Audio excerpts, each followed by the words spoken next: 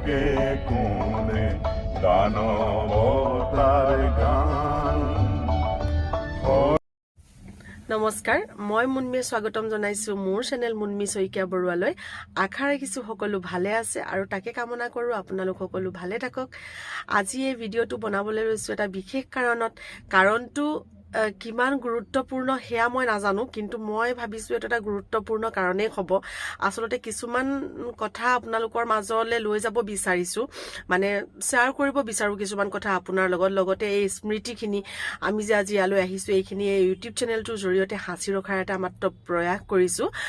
কথাটো হ'ল এনেকুৱা, আমি আহিছো নাজিৰা চিনেমা চাবলৈ, চিনেমা হললৈ আহিছো। কালি আমি আহিছিলো বন্ধু চিনেমাখন চাবলৈ, কিন্তু হাউচফুল হোৱাৰ কাৰণে টিকেট নাপালো। আজি আকৌ আহিছো, কালি টিকেট লৈ থৈ গৈছিলো। আচলতে এনেকুৱা হয় যে অসমীয়া চিনেমাৰ যিটো প্ৰখাৰতা বা যাৰ কাৰণে যিসকলে অসমীয়া চিনেমা বনাই আছে তেওঁলোকে যি ধৰণে প্ৰচাৰ কৰি আছে, আমি আশা কৰিম আৰু আমি বিচাৰিম যে অসমীয়া চিনেমা বিশ্ব দৰবাৰত প্ৰতিষ্ঠিত হওক।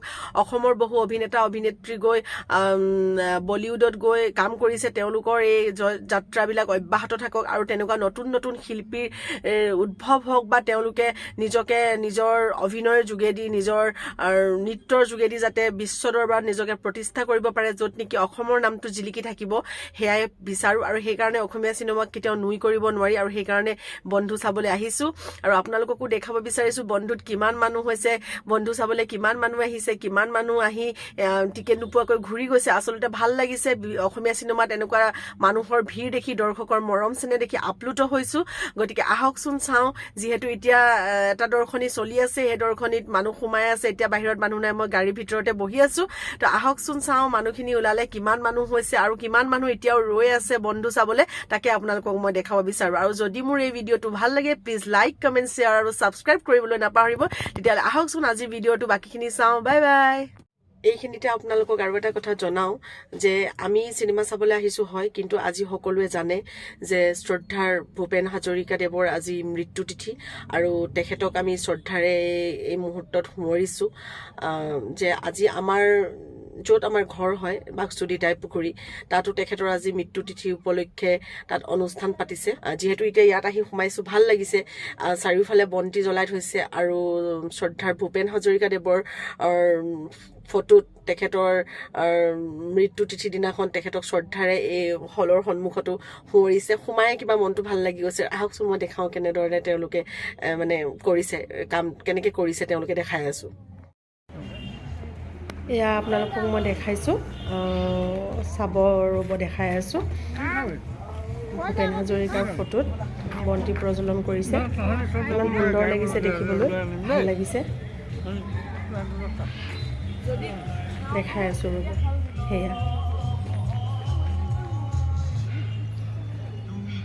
সেয়া দেখিছে নহয়, বন্তি প্ৰজ্বলন কৰিছে। ভূপেন হাজৰিকাদেৱৰ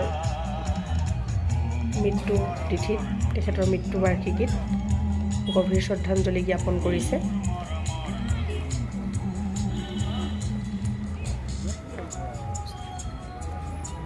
আৰু লগতে তাতে বন্ধু পোষ্টাৰখনো লাগি আছে।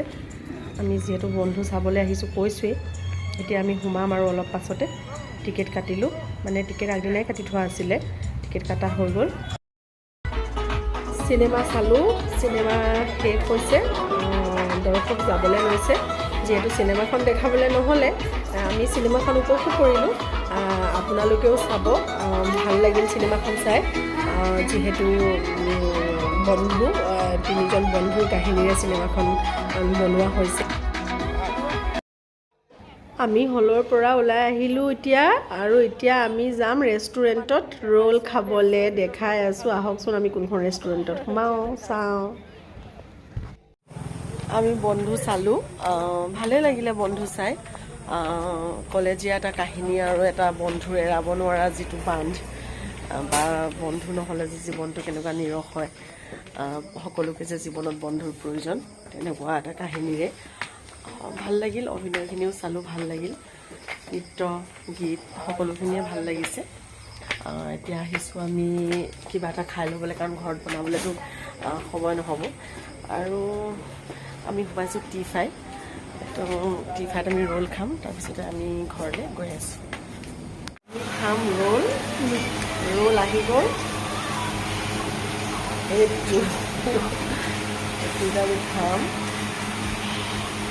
কাগজে খাই থাকোঁ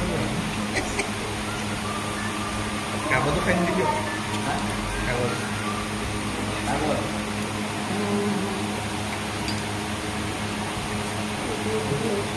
দেখা কাগজখন চাই ল'বা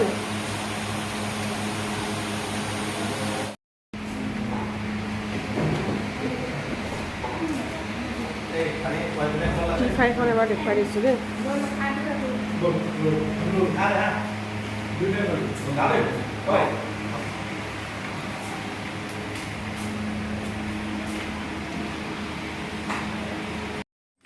আমি টিফাইৰ পৰা খাই মেলি ওলাই আহিলোঁ আৰু এতিয়া আমি যাম ঘৰলৈ মা পাপাহঁতক নমাই আমি যাম বাক্সু